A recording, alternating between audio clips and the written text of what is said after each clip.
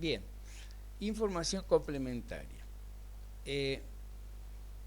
Por supuesto, al existir el concepto de síntesis en los estados básicos, todos los demás datos necesarios para el lector de estados contables que deben ser informados o comunicados deberán ser agregados en la información complementaria. Dice la parte A del capítulo 7 de la RT número 8, dice: la información complementaria que forma parte integrante de los estados básicos debe contener todos los datos que, siendo necesarios para la adecuada comprensión de la situación patrimonial de los resultados del ente, no se encuentren expuestos en el cuerpo de dichos estados. Es decir, todo lo que no pudimos poner en el cuerpo por el concepto de la síntesis, que tenía yo que evitar poner la menor cantidad de datos posible o todos los datos condensados, entonces la ampliación la hago allí en la información complementaria. La información complementaria forma parte de los estados contables, es decir, son una parte inescindible, ¿de acuerdo? Entonces, si va en los estados básicos, va la información complementaria junto con ellos. ¿Cómo está conformada en la estructura? Nos dice, tiene que estar en los encabezamientos, en notas o en anexos a los estados contables. ¿Qué es lo que llevan los encabezamientos? El encabezamiento lleva la identificación del ente, es decir, que está en el punto B1 de la descripción, y el cierre comprendido del periodo comprendido en los estados contables, es decir, que dice empresa El Farolito SRL, estados contables al 31 de diciembre de 2019. ¿Me entienden? Esto es lo que tiene que ir diciendo como uno de los datos. Después, identificación en moneda de cierre, en pesos homogéneos de fecha 31 del 12 del 2019. ¿De acuerdo? Ese es el detalle.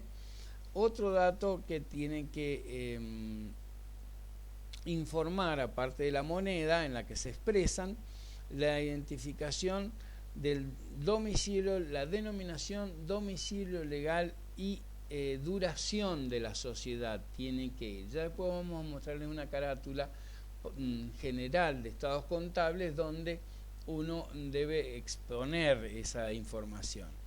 Si eventualmente la sociedad conformase un grupo, un conjunto económico, debería informar, si esta es la controlante, el grupo digamos que está controlado, digamos, las sociedades que están controladas por esta.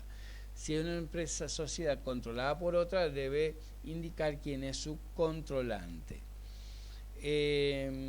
Y por supuesto, los cambios en la composición durante el periodo, en la composición del ente, obviamente que si hay cambios en el conjunto de las sociedades, en el caso de conjuntos económicos, y por supuesto deberá exponer también otra información que nos pide el punto B4, que es el capital del ente.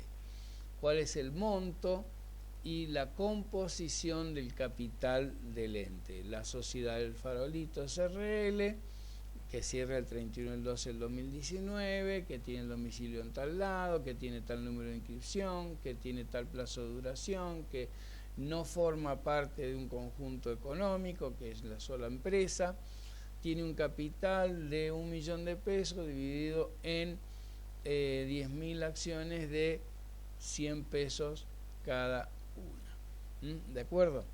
Entonces, esto es lo que debería informar esa información o esos encabezados.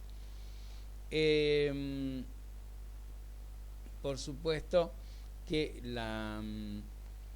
las operaciones en las que el ente ejerce control conjunto de influencia significativa son motivo de algunas notas que ya vamos a ver seguidamente.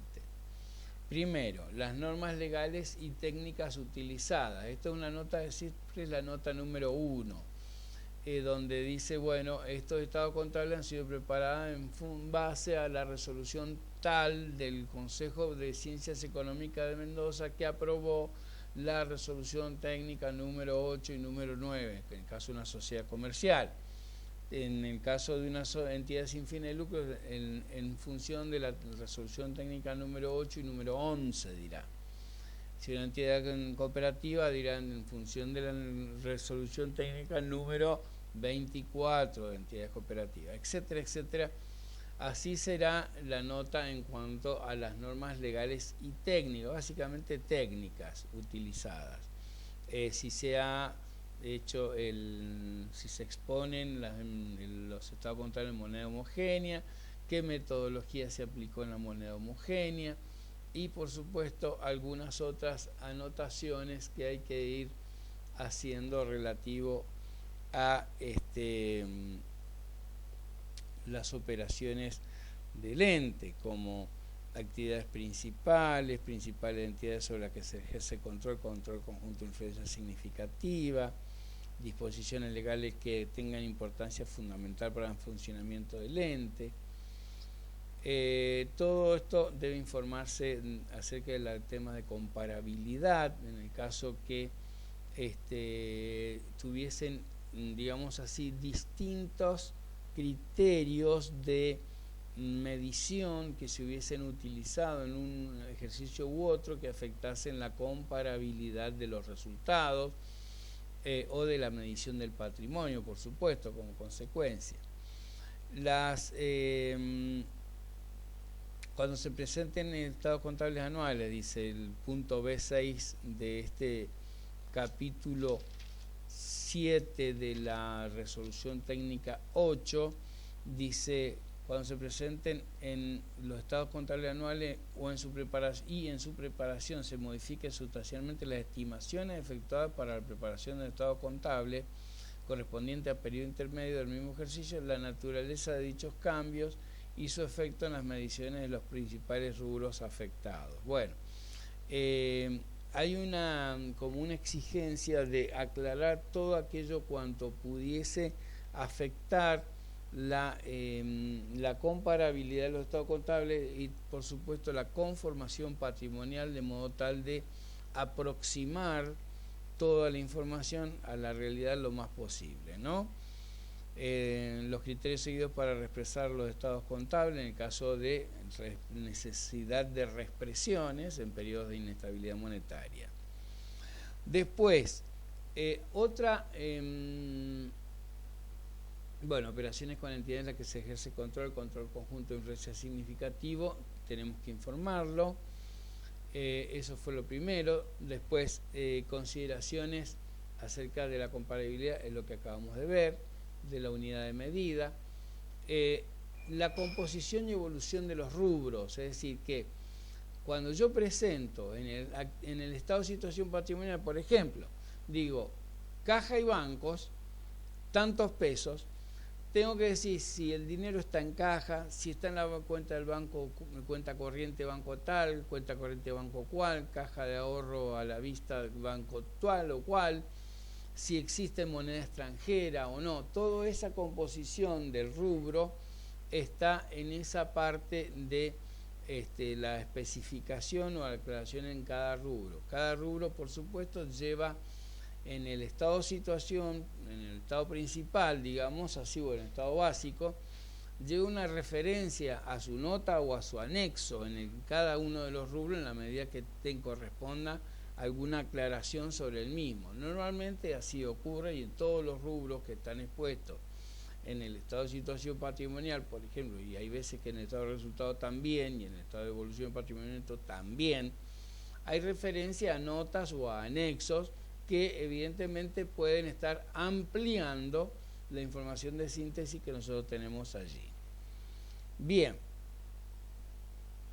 por supuesto que informar si hay costos financieros activados, en el caso que correspondiese y se hubiera optado por hacerlo, respecto de las inversiones en título de deuda para mantenerlos hasta el vencimiento, los criterios por los cuales no se aplicó el BNR y se aplicó otro criterio. Ustedes saben que se trabaja con tasa interna de retorno, cuando se trabaja con una inversión de largo plazo ser mantenido hasta el vencimiento en la medición.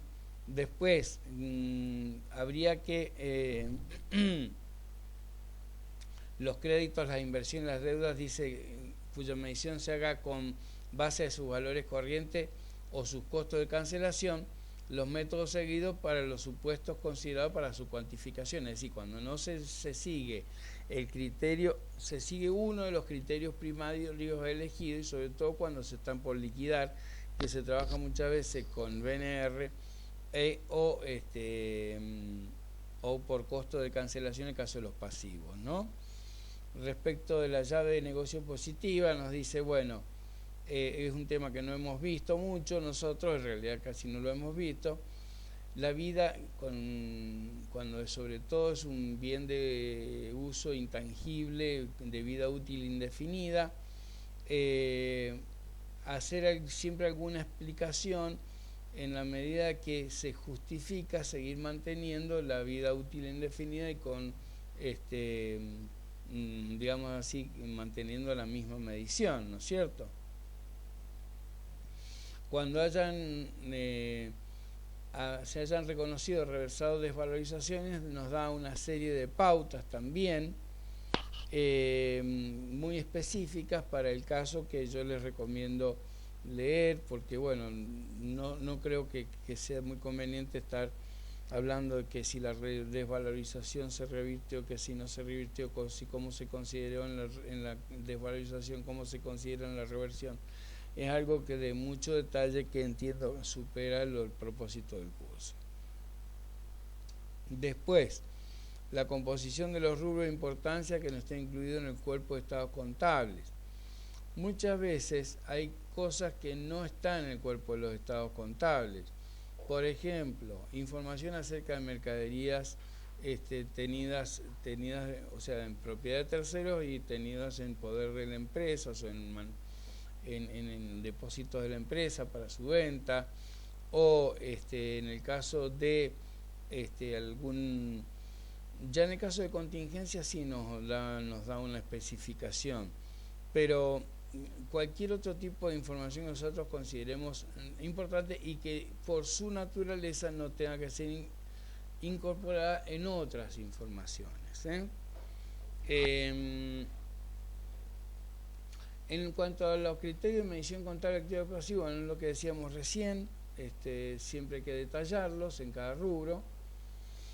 Aparte de la conformación del rubro, el criterio de medición que se ha seguido para medirlo. Los gravámenes sobre activos y bienes de disponibilidad restringida. Hay veces que se deben informar si los bienes están hipotecados, prendados o existen una restricción a la disponibilidad por algún tipo de embargo, algún tipo de prestación accesoria o alquiler, supónganse que uno tiene títulos y los alquila a otra persona para que los use como garantía en préstamos, bien, que pudieran restringir su libre disposición. En cuanto a contingencias, las situaciones de contingencias remotas no deben ser expuestas en los estados contables, es una recomendación que nos da. Ahora, en cuanto a contingencias de ocurrencia no remota, pero tampoco tiene la posibilidad de cuantificación, entonces podemos informar brevemente la descripción de su naturaleza, una estimación de los efectos patrimoniales que podría generar, una indicación de las incertidumbres relativas a los importes y momentos de su cancelación, y en el caso de contingencias desfavorables, si existe la posibilidad de obtener reembolsos con motivo de su cancelación. En cuanto a las contingencias que han sido reconocidas contablemente, es decir, que se han podido hacer las previsiones, entonces debe informarse la breve descripción de esa contingencia que está cargado como previsión para desvalorización de crédito o como previsión para garantías, por ejemplo, la existencia de eventuales reembolsos de la obligación a cancelar, informando cualquier importe que pueda ser reconocido por derecho de reembolso, en el caso que eventualmente pudiese haber. Supóngase yo mandé a pérdida todo un crédito y resulta que la persona por ese crédito, digamos así, puedo obtener una nota de crédito y un reembolso fiscal por la factura. En el hipotético caso que eso fuese así, bueno, podríamos indicarlo. Una indicación de incertidumbres relativas a importe y movimiento de su cancelación, igual que en los otros casos de las no cuantificables. Importes correspondientes a saldo inicial, aumento, disminución y saldo final del periodo de esa misma contingencia. Las causas de los aumentos, disminuciones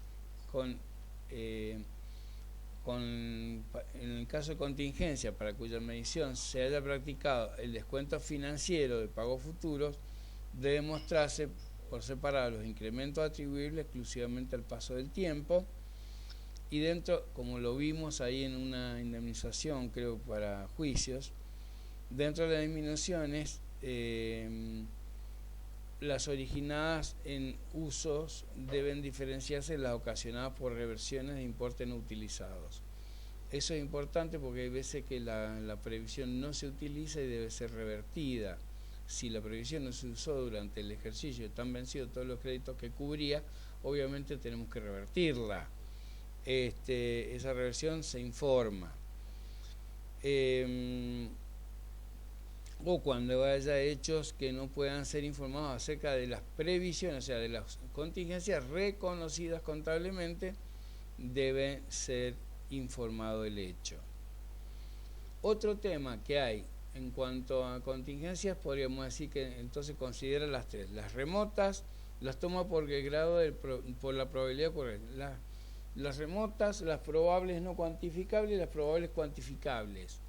Entonces, sobre todas nos pide informar, o sea, sobre la primera dice no los pongan, y las otras dos, probable no cuantificable y probable cuantificable, sí, nos dice informe. ¿De acuerdo? Entonces tenemos que tener esa información. Ahora, en el caso de las restricciones para la distribución de ganancias, hay que ver en el caso de probablemente hayan pérdidas anteriores, probablemente hayan compromisos financieros en el cual la empresa se ha comprometido a no distribuir resultados y a mantenerlos invertidos en la empresa. Probablemente haya algún tipo de garantía o de amortización de acciones que haya, digamos, en alguna medida obligado a ese criterio. Entonces deben informarse las restricciones legales, reglamentarios, contractuales para la distribución de ganancias, sus razones y momentos que ellas cesarán. Por ejemplo, en este momento, si uno accede a alguno de los subsidios que el Estado ofrece a las empresas para acompañarlas en la pandemia, también les impone como condición que luego no distribuyan resultados por el ejercicio, por lo menos durante el periodo que está incluido en la pandemia y en el ejercicio correspondiente. Entonces, por ejemplo, es una restricción a la distribución de ganancias. En un tiempo existía una restricción a la distribución de ganancias en el caso que las acciones de las sociedades que estaban anónimas, que estaban al portador, no se hubieran transformado en acciones nominativas no endosables. También existía la restricción a la distribución de ganancias. Todo eso hay que informarlo en los estados contables. Ahora, ¿qué pasa con la modificación de información de ejercicios anteriores? Cuando no está explicitado en los estados básicos, en la información complementaria debe exponerse el concepto de la modificación y la cuantificación de su efecto. ¿De acuerdo? Esto es lo que en principio debemos hacer. Los hechos relacionados con el futuro posteriores al cierre, es decir, hay hechos que se produjeron entre el momento de cierre de los estados contables y el momento de publicación o de autorización de publicación por parte del directorio o la gerencia. Entonces, ¿qué ocurre? Son hechos que ocurrieron, que pueden tener efectos patrimoniales y que de pronto deberían ser considerados por los asambleístas, por más que no tengan que ver con los resultados ni con el patrimonio vigente al tiempo del cierre de los estados contables, pero que podrían afectar en el futuro estado contable. Por lo tanto, esos hechos relacionados con el futuro deben ser expuestos. Bien, entonces, hay hechos que, acuérdense que hay hechos confirmatorios y hay hechos nuevos. Los hechos nuevos se informan si son importantes. Supónganse obtención de un contrato de construcción en una empresa constructora o problemas de algún siniestro importante por parte de la empresa que pudieran afectar la futura distribución de utilidades, podría ser importante informarlo.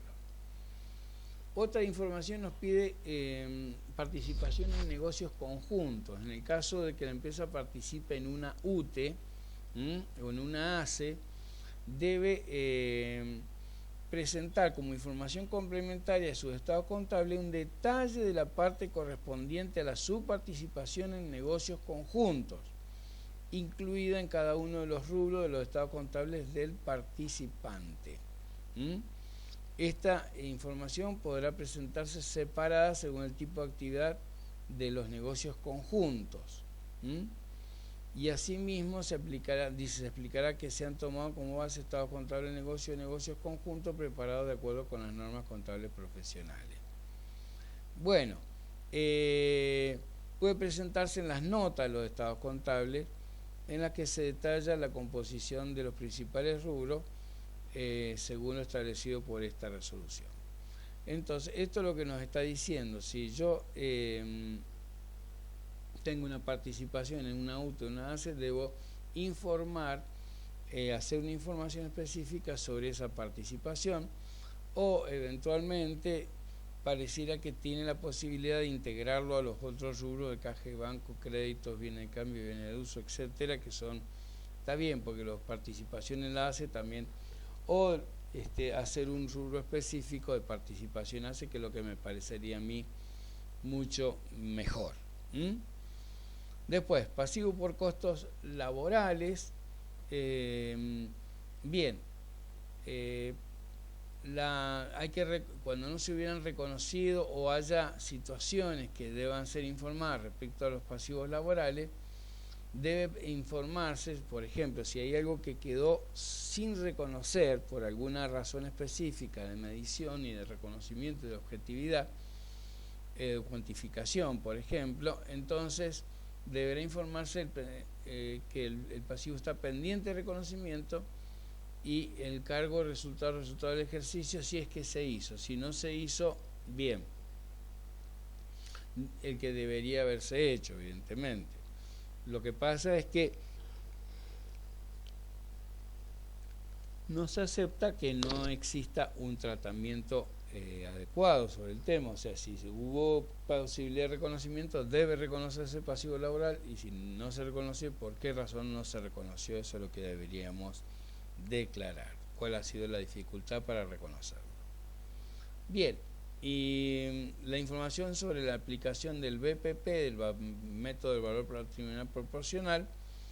En este caso hay que recurrir, más que a la norma de la RT8, hay que recurrir a la RT número 21 en la sección 1.5, donde se nos exige la aclaración en el caso que la empresa tenga una participación permanente en otra sociedad en la cual tiene control conjunto de influencia significativa, debe hacer una explicación respectiva. Entonces, eso está en la RT número 21.15.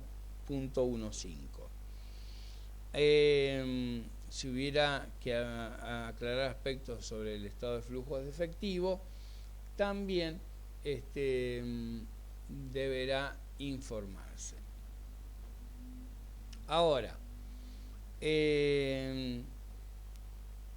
hay cuestiones, digamos así, que aparecen luego en la RT número 9 y que complementan o especifican estas normas de la RT número 8.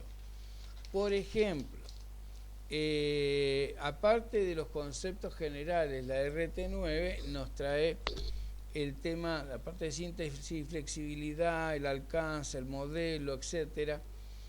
La información por segmentos, en el caso que la empresa haga información por segmento, deberá aclararlo. En el caso que tenga operaciones continuadas o en discontinuación, deberá especificar. Y especifica la misma RT9 en qué casos hay operaciones continuadas o en discontinuación. Luego también la RT9 nos trae la aclaración de la composición a través de los distintos rubros del estado de situación patrimonial y da las explicaciones. Todas esas definiciones nosotros nos hemos ido dando relativas a cada rubro emergen de esta parte justamente, que es el capítulo 3 de la RT número 9, que es una resolución técnica destinada a entidades que tienen actividad lucrativa, o sea, empresas que tienen actividades comerciales, industriales y de servicios, en forma específica aclaran ese tipo de cosas. Por supuesto nos aclara de todos los rubros del activo que nosotros conocemos, del pasivo, las previsiones inclusive, incluyéndolas en las previsiones del pasivo, participación, en el caso de balance consolidado, la participación de terceros. Ahora, en el estado de resultado, lo distingue entre resultados ordinarios y resultados extraordinarios, con ventas, costos, va especificando cada uno de esos conceptos, resultado bruto sobre venta, hace algunas aclaraciones relativas a la producción agropecuaria,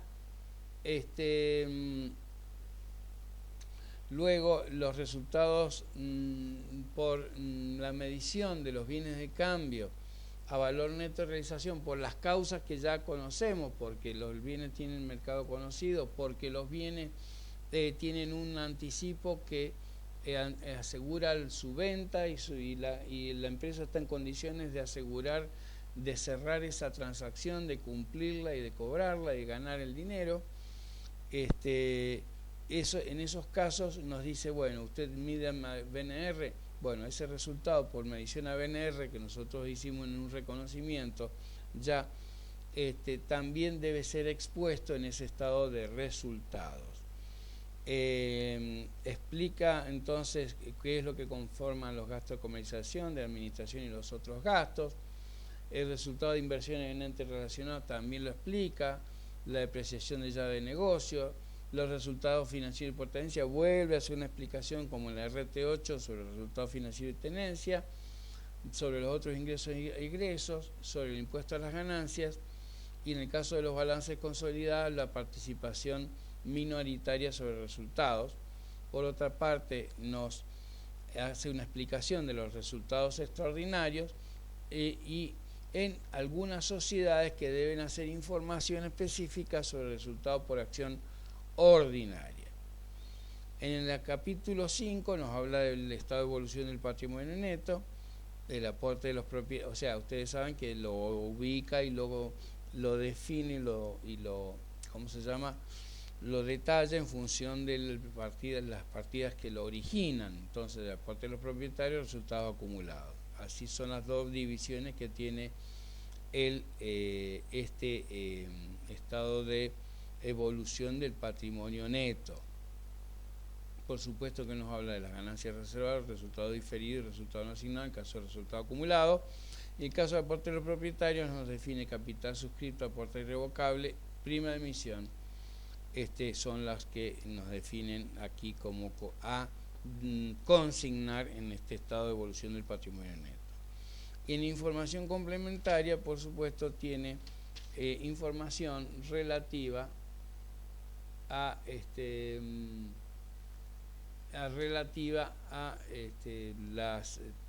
las derechos en la moneda extranjera, en garantías que uno pudiera tener, la instrumentación de derechos y obligaciones, plazos, tasas de interés y pauta de actualización y colocaciones de fondos, Después en plazo fijo, depósito a plazo, crédito, todas las notas que vayan aclarando relativamente a cada uno de los rubros.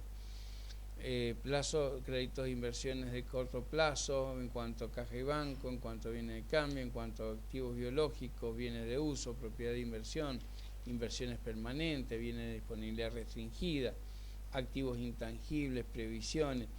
Hay mucha remisión, por ejemplo, el caso de previsiones, hace una remisión a lo que ya la RT8 definió en las contingencias cuantificables y contingencias altamente probables y cuantificables. Ese tipo de información detallada vuelve a reiterar, entonces hace una remisión a la RT8. Dividendos acumulativos impagos, costos de los bienes y servicios prestados, en el caso que haya distintas actividades desarrolladas por la misma actividad, por la misma sociedad, entonces también tiene que detallarlo. Otros resultados ordinarios, resultados extraordinarios, composición de los rubros del estado de flujo de efectivo también nos invita a, en el caso que haya aspectos significativos a aclarar, en el caso que haya una unificación de intereses, en el caso de las escisiones o en el caso de las fusiones básicamente, ahí hay una remisión también a la RT18, en la llave de negocio hay una remisión a las normas específicas de la RT18, en las cuestiones de información por segmento también hay una remisión a la RT18, también nos sugiere nos dice y acepta y recepta el concepto de la exposición de los criterios de medición contable activo y pasivo. Si existiesen instrumentos financieros, nos detalla ahí la misma qué información se requeriría. En cuanto a arrendamientos, nos remite a la resolución técnica 18. También los acuerdos de titulización o recompra de activos financieros nos pide información acerca de ellas. En combinaciones de negocio nos remite a la RT de 18, nos detalla toda la información que hay que dar en el caso de operaciones discontinuadas o en discontinuación. En el caso de impuestos a las ganancias, la doble conciliación en el caso de la aplicación del método de impuesto diferido. Y en el caso de resultado por acción, nos manda directamente a la RT18. En el caso de revaluación técnica nos especifica algunos aspectos acerca de tener en cuenta sobre el valor razonable. También en propiedades de inversión, en el caso de medición al BNR, especificar bien por qué se mide el BNR y otros aspectos. Luego la RT9 es acompañada por algo muy bueno que son los cuadros básicos en forma gráfica, que yo los invito sin duda y les sugiero que lo vean, porque esto les va, al ver los estados básicos, acompáñense de estas figuras para que ustedes puedan tener esta posibilidad de verlos con claridad. Por último, tenemos que ver los anexos. ¿Dónde están los anexos? ¿Están en las normas técnicas? No, están en normas legales. ¿En dónde? En realidad el detalle se hace para las sociedades que deben presentar sus estados contables de acuerdo a la ley 19.550. ¿Qué anexos dispone la ley 19.550? Bien, nos pide anexos para el caso de bienes de uso, para activos intangibles, para inversiones en acciones de ventura y otros títulos, para previsiones y reservas, para costo de mercadería de productos vendidos, activo y pasivo de moneda extranjera, y la información requerida por el artículo 64, inciso B, respecto a esa disposición de gastos que yo le decía. Los gastos se exponen por la naturaleza, pero se agrupan por función. Entonces, esa agrupación por función, que es como van a ir al estado de resultado, está explicada en ese cuadro del anexo, famoso anexo 7, que es común a todas las sociedades. Por más que estos anexos son exigibles exclusivamente a las sociedades por acciones y sociedades que tengan un capital superior o igual al 2, a lo que implica el 291 inciso B, o sea, sociedades con más de, en este momento, 10 millones de pesos de capital. Entonces, evidentemente, ya la profesión ha receptado la necesidad de exponer por anexos, más allá que en las sociedades no estén incorporadas a esa digamos así, obligatoriedad que establece la ley de sociedades comerciales. Normalmente nos vamos a encontrar con balances de sociedades de responsabilidad limitada, o con sociedades colectivas o sociedades de otro tipo que están presentando algunos de estos anexos. ¿Por qué? Porque son cuadros que nos permiten ver en forma más clara la información. Bien, hasta aquí un poco este tema de estados contables. Por supuesto que esto hay que seguirlo profundizando porque hay muchas cosas que nosotros hemos, digamos, enunciado y que luego deben ser objeto de tratamiento más detallado al tiempo de armar los estados contables. Recordando que estamos transmitiendo información sobre un ente emisor por un ejercicio determinado y con datos a una determinada fecha, en el caso de situación patrimonial, y esto es muy importante. Por lo tanto, ahí acuérdense de las cualidades de la información contable, están más que nunca vigentes en los aspectos de exposición. La parte práctica del armado de la disposición de información contable la van a ver en el trabajo práctico número 13.